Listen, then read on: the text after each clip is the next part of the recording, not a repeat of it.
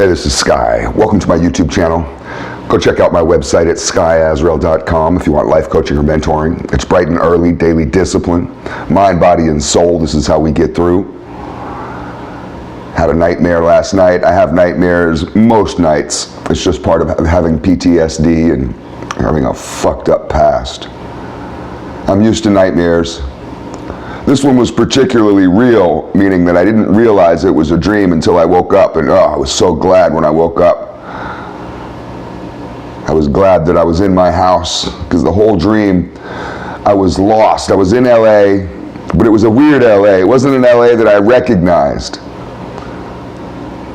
And I was lost, confused, not sure how to get home, not sure what direction to go in, didn't have any money.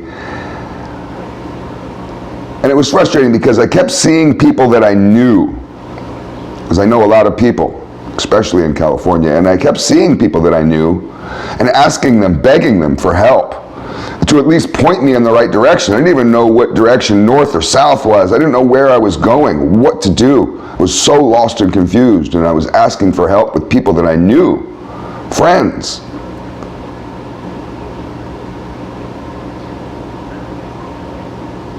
And they seemed indifferent, apathetic to my struggle. None of them knew what direction to go. None of them knew where they were going. They didn't seem to care. I was the only one who cared where he was going. I just got more and more frustrated and isolated and more lost. Then I woke up and I was like, well, I'm home.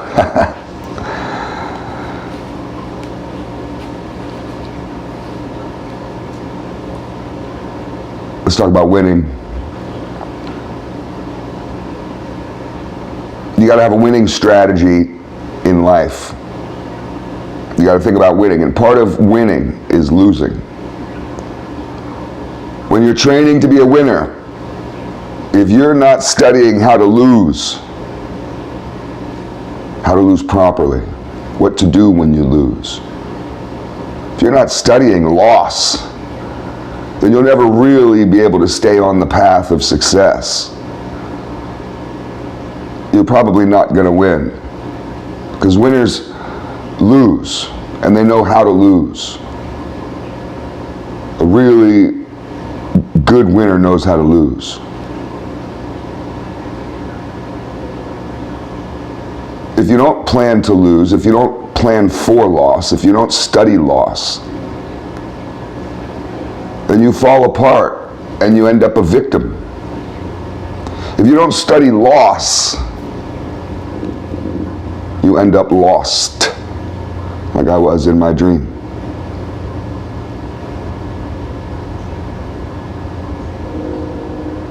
I was listening to an Eric Weinstein podcast Sunday. I listened to a bunch of his stuff on Sunday. I went through a little binge of Weinstein binge. I didn't know he had a brother, Brett Weinstein. If you don't know who Eric Weinstein is, he's a physicist. I don't really know how famous he is because I just learned about him, but he's super duper smart. He talks about a whole range of topics. Some of it's really technical and hard to understand, and some of it's not so technical, more theoretical and more interesting in some ways. And in one of the interviews that I was watching, he went into this opinionated rant about the internet, and he was talking about motivational speakers and how the internet is full of so many frauds, and all they talk about is this winner talk. And winner talk is exactly like it sounds. But in that winner talk, they don't teach people how to lose. And then he asked, usually when you're being interviewed, you answer the questions, but he asked the interviewer, aren't you failing? And the interviewer looked perplexed and said, what do you mean? And he says, well, everyone is failing. I'm failing, is what Eric said. Now, this guy's a very successful scientist. I think he works at Harvard. I could be wrong with that, but I thought he worked at Harvard. He also has his own podcast, which is quite successful. I'm sure that's monetized. This guy's making good money and has a pretty good life. And he says, I'm failing. That was his statement. And he questioned the interviewer, who also seemed to have a very good life. These guys are both very successful. And he says, aren't you failing? And the interviewer was perplexed. Maybe he doesn't feel like a failure. Maybe he feels successful because of all his money and his muscles. But Eric Weinstein proposed that everyone is failing. And that's the human condition. We're all meant to fail. You're meant to fail repeatedly. You'll always hit a point when you can't do anymore. No matter how much you think you know your way, you'll always end up lost. No matter how hard we try, we always die before we get there. I think that there's something to that, and maybe that we're meant to make these continual comebacks. To continually get up and try again, to continually push these boundaries to the edge, to sit there and feel like you fucked up, you don't know where you are, what you're doing, and then to gather your bearings and to continue forward again.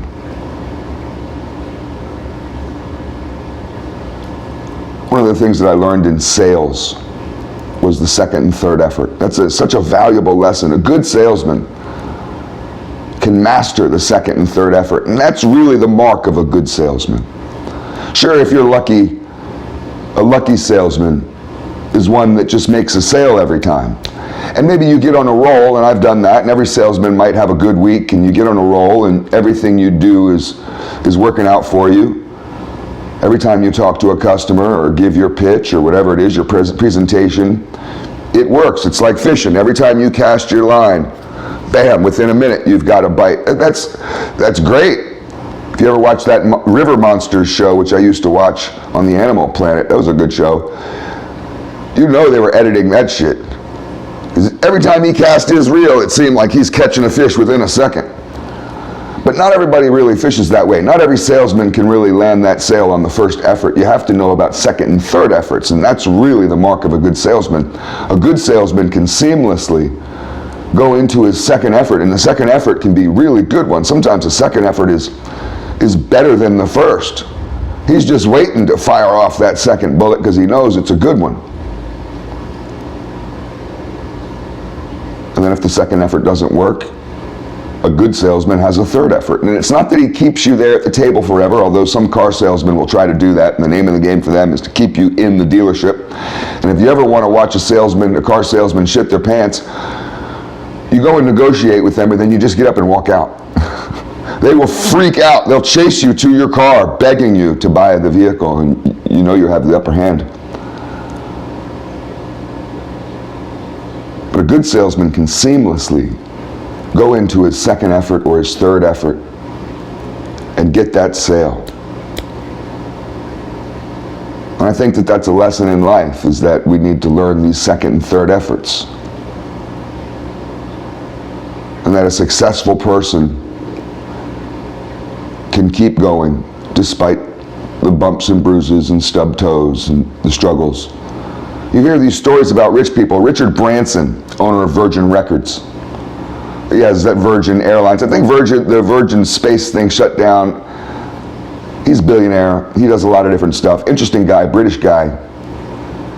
Started off broke, like a lot of people. Elon Musk also started broke. A lot of them rags to riches. Gotta respect that. And he talks about in his autobiography how everything that he ever tried failed. And you're like, well, dude, Richard, you're a billionaire. And you live a dream life. Owns his own island. People like Mariah Carey and them, they go hang out on his island.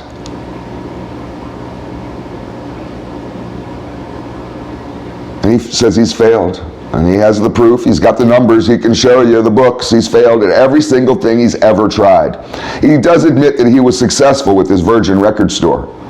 And then that spun into a bunch of other things. But the other things that he started after Virgin, he's failed at many of them too. And he talks about an aspect of success is constant and repeated failure, and being able to get up, being able to pull yourself like a fighter, being able to get up off that floor and continue the fight. And it is tempting to just sit there and let the referee count.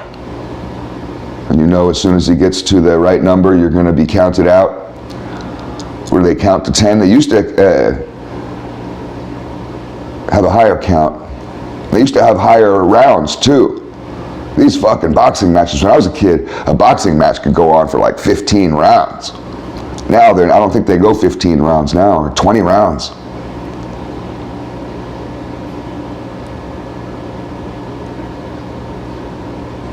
You have to learn how to fail, to think about failure, to think about your second and third efforts, think about your comebacks, even before you've had them.